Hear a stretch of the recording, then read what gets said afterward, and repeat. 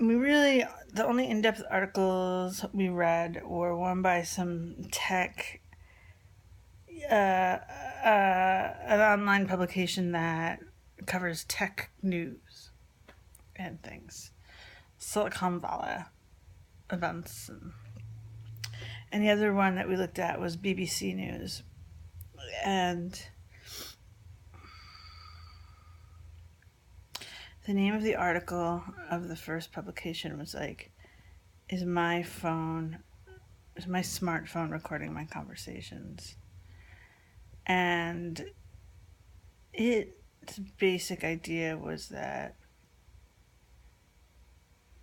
well, I think I already mentioned, like, Siri, every time you use Siri, it's sent to Apple or Apple, and they just like warehouse this information. So that happens. That's using your microphone. I think it was that article was like, if you have any apps that use your microphone, then that would enable this possibility. But who's doing it? That's unknown. He said, and this article is like, there are many gray areas and confusion. The technology, it's like people have not caught up with the technology. Like, it's just murky, like what's possible, what's legal.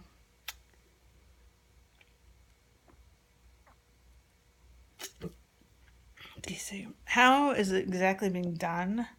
I mean, one thing is if you, they mentioned like you might accidentally download some app that activates your mic and you wouldn't even know it. But who's doing it and why? And I thought your idea was entirely plausible. It was just more like, how exactly? And I'm like, I didn't have my microphone on, like, when we were talking about Grouper. And, okay, so, all right. So Paul originally, as I said, was like, it's a coincidence. And then with me, he started getting creeped out about it and was like, and we looked up articles. And there was that one. And that one in the end said that there could be rogue apps, basically your computer being hacked, your phone being hacked, and they do shit. Who's behind it? We don't know. What the apps are, we don't know. And we don't know exactly how they're doing it. That was that article. And then the BBC, I thought the BBC would be very mainstream media and downplay it, but I also wanted to hear from a respected source, known source, and he fucking scared the shit out of us. The NSA, the National Security Administration. This is what I was trying to get at the other day when I was like, they're pushing it through and we're not fighting it. This is what they can do. They can install into your phone, even when it appears to be sleeping, and it said something about pretend sleeping. Your phone is pretending to sleep. Your phone is off, totally off. They can install software that can listen to you at all times. Maybe even film you. I don't know about that. Definitely can record you through the mic. And can and will anytime it wants. And the BBC was like, this is terrifying. They can do that. And then they also talked to some Silicon Valley genius type. And the BBC was like, could you create an app that can be installed remotely into someone's phone to record their conversations? So this isn't on the level of your phone's totally turned off and the government hacks you, and this is like not, that's like the most beastly thing out there as far as we know.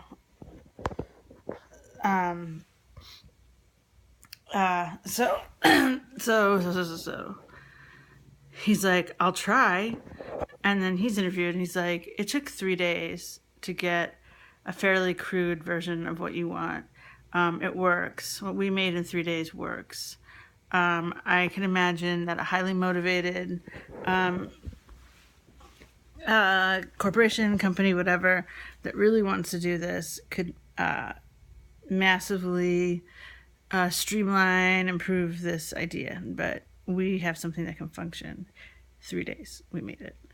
So, and he just emphasized that that was really, really fast. So, there's that guy. 3-day guy. Oh, we talked about Google. Google has a policy that even if they do record. What, babe? Okay. They will not sell your information to a third party. And if they happen to catch someone hacking them and getting into you, they will eliminate that program. And maybe Apple has the same policy. Okay, so that was what we read. And we didn't talk about that much. That was like late at night. Then yesterday we had alone time because Poppy was with Nancy. And I was like, I just cannot stop thinking about it. And I don't know how it got brought up exactly. But he seemed cynical again, skeptical. And, Paul brings up this book that I read about by this British scientist who has concluded that coincidences are very, very, very common, and people attach meaning to them when they are just coincidences. And it would be like in Portland, we used to run into Elias a lot, like all over town, anywhere, any part of town. We'd be walking or driving, and there would be Elias walking. He only walks. And for us, it was funny. It was so funny. But another person might take deep meaning out of that. Like, it's a sign of something, has some meaning. So this British dude would be like, it's a coincidence. And I was like saying to Paul, I was like, that really robs people of meaning in life. Like, it's exciting to have these things happen that seem magical. You're taking away people's magical thinking. Whatever. His book was about mathematical statistics or whatever. I didn't completely even understand or pay attention. I was annoyed at Paul. So, blah, blah, blah. Paul's like mansplaining to me about it's a coincidence. And I was like, it's not a coincidence. Let's go over the facts. I don't look up music on my iPhone. I never do. I don't. I only look up topics that interest me, which for months now, years really, have been conspiracy stuff. And I have my own account, not connected to yours. And weirdly, when I do my vlogs, it turned into crickets without me doing anything. But when I watch videos, it's Ethel Blumpkin. I don't understand that. Not that has anything to do with this, but that's some weird YouTube-ness. Anyway, I have no... Because he kept saying, like, well, you could look up, like, Grouper. You might have looked up Grouper a year ago, and it suddenly pops up. He's like, that happens to me. And I was like, because all you listen to is music on your YouTube. That's all you do. And so I guess it would churn up things that you've listened to. I don't listen to music on YouTube, ever, ever, ever. And I have my own account, totally different from yours. And I was kind of thinking, like, the cloud or the Wi-Fi. I didn't say this to him. I was like, we're probably linked on some level, but I didn't say that to him because I didn't want to give him ammo.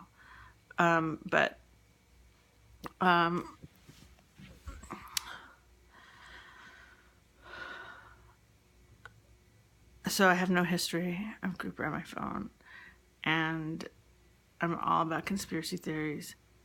we're talking about Grouper, a specific album, and then that specific album comes recommended to you. I was like, that's not a coincidence. It's something that happened. It's something that happened with someone's intention. Maybe it was a robot or whatever, but it was done with intention. Okay. You're saying that the fact that we talked about it and then it appeared on my phone is a coincidence, but it's actually my mic. And he was like, your microphone wasn't on. Your phone wasn't on. And I was like, my phone was like in rest mode. Nothing was shut down. And it turns out that this is one of the things we learned. Instagram is an app that you give permission. Maybe you don't. It might even be a default. You probably have to give permission, but it has a mic. And I checked, and my mic was on Instagram. Instagram was open.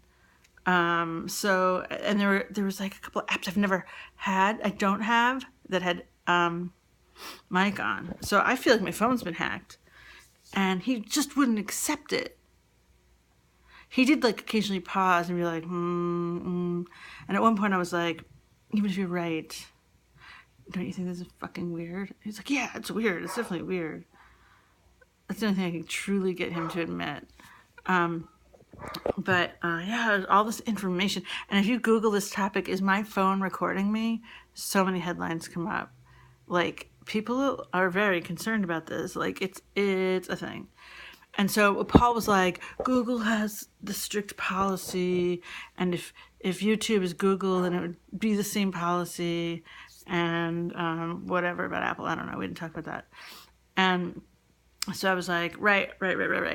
So let's assume like Google would be basically telling the truth. They wouldn't be sneaky and lie. I could accept that because they're big. They're under scrutiny. I think, I mean, maybe they'd be corrupt. I don't know. But let's just assume that they abide by that.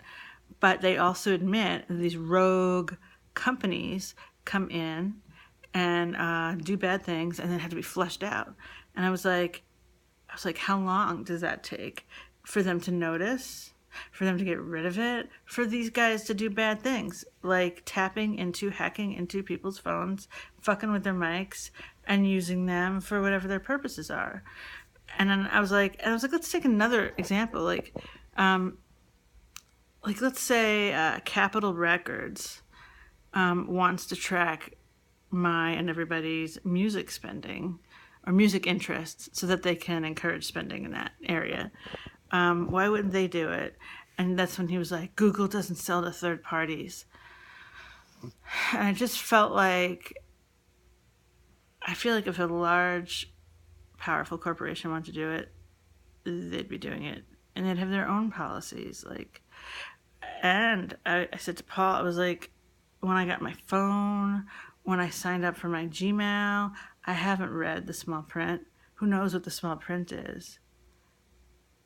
So we could be giving away our rights. Like Google might be like, we will not sell your your info to third-party info, and your info to third-party parties. You know what I'm saying? And then listen down here, unless you agree to. That shit happens all the time. Small print has been the ruin of many a man and woman. I don't have it all figured out. I didn't read everything there is to read about it. And it pisses me off that Paul's basically saying that, I'm paranoid and it's not happening and it's a coincidence. When even reading articles that are really strongly hinting at nefarious activity in this way, check your IG and turn the mic off. And turn the mic off on everything.